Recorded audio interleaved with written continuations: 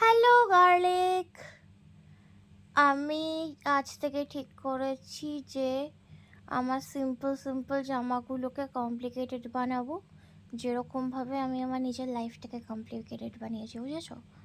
তো আমি একটা নর্মাল দেখতে সাদা রঙের ক্রপ টপ নিয়েছি, আর তার সাথে সুতো নিয়ে বসেছি এটাকে একটু ডিজাইন করার জন্য, কারণ আমার কোনো কিছুই নর্মাল ভাল লাগে না, নিজে অ্যাবনর্মাল তো তাই।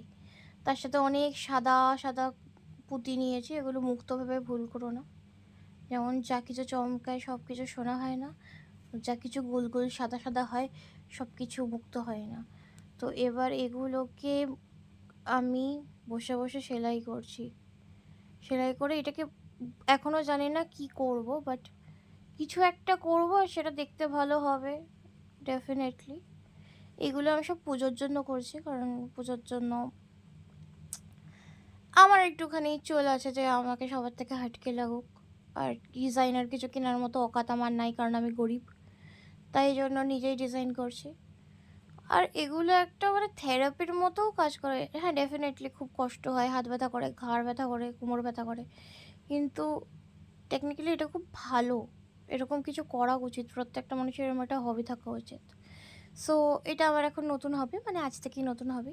আমি এবার থেকে ড্রেস, জুতো, ব্যাগ সব কিছু ডিজাইন করবো বলে ঠিক করেছি। তো এটা দিয়েই ঠিক শুরু করলাম। তো আজকে পুরোটা কমপ্লিট হয়নি, আজকে তো একটুই কমপ্লিট হয়েছে, মানে একটুই শুরুই করেছি সবে। আশা করি কালকের মধ্যে শেষ হয়ে যাবে। তো কালকে কি হলো সেটা দেখার জন্য কালকে ভিডিও দেখতে হবে।